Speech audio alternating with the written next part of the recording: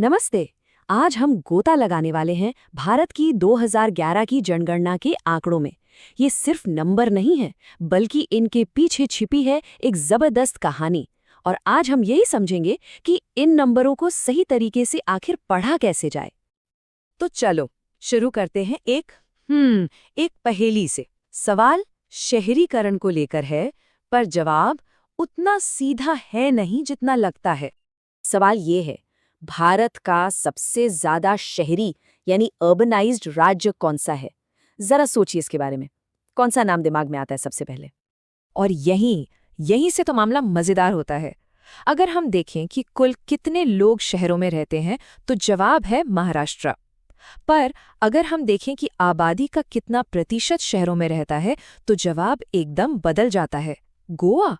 सोचिए, एक सवाल और दो जवाब, ये कैसे हो सकता है भला? तो इस पहेली का जो जवाब है ना, वो छिपा है आंकड़ों को देखने के दो अलग अलग नजरियों में। एक है एब्सोल्यूट नंबर यानी कुल संख्या, और दूसरा है परसेंटेज यानी प्रतिशत। चलो इसको थोड़ा और समझते हैं। देखो, कुल संख्या या एब्सोल्यूट नंबर का मतलब है सीधा सा है, कितने हैं, गिनती। और प्रतिशत या परसेंटेज का मतलब है कि कुल में से कितना हिस्सा है। और यकीन मानिए, ये दोनों चीजें बिल्कुल अलग अलग कहानियां बता सकती हैं। इस फर्क को समझने के लिए एक बहुत अच्छा उदाहरण है। सोचिए कि एक बहुत अमीर आदमी है, वो 50 करोड़ रुपए दान करता है। बहुत बड़ी रकम है ना? अब सोचिए एक गरीब आदमी के बारे में, जिसकी कुल जमा पूंजी ही मान लीजिए 4 लाख है, और वो उसमें से 2 लाख दान कर देता है। अब रकम तो छोटी है, पर उसने अपनी आधी दौलत 50% दान कर दी। तो अब बताइए, भावना के हिसाब से किसका दान बड़ा हुआ? तो यहां से जो सबसे बड़ा सबक मिलता है वो ये है, जो चीजें बड़ी होती हैं उनके नंबर भी बड़े दिखते हैं।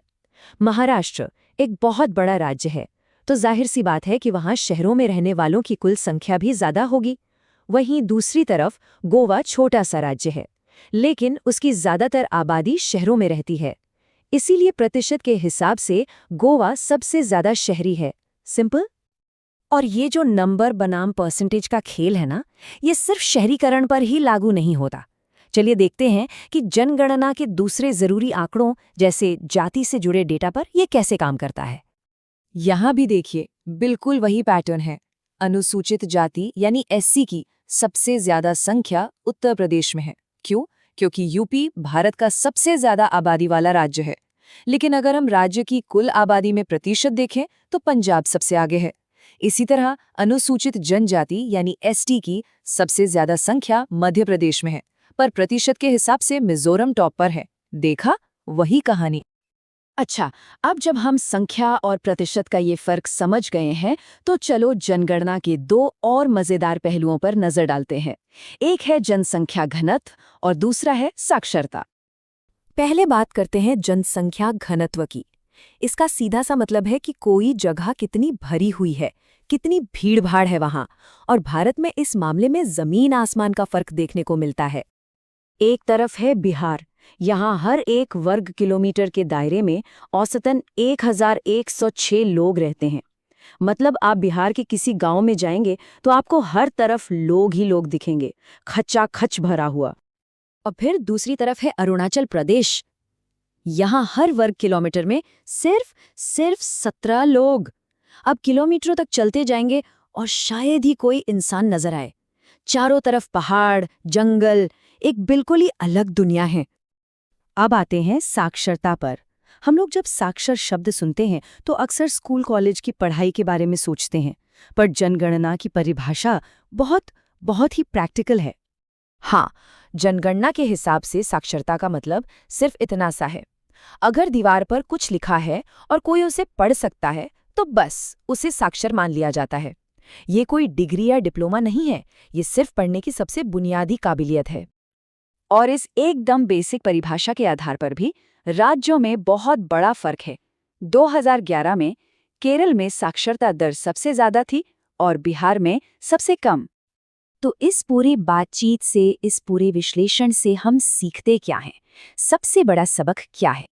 सबसे जरूरी बात यह है कि जब भी हमारे सामने कोई आंकड़ा आए तो हमें रुक कर सोचना चाहिए क्या ये एक बड़ा नंबर है क्योंकि वो चीज़ ही बहुत बड़ी है, या ये एक ऊंचा प्रतिशत है जो किसी मजबूत ट्रेंड की तरफ इशारा कर रहा है? क्योंकि बिना कॉन्टेक्स्ट के, बिना संदर्भ के नंबर हमें गुमराह भी कर सकते हैं।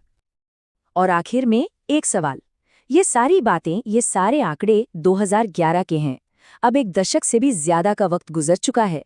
जरा सोचिए, अगर आज जनगणना हो तो ये तस्वीर कितनी बदल चुकी होगी। अगली बार कोई भी डेटा देखें तो उसे नंबर और प्रतिशत दोनों नजरों से जरूर देखिएगा।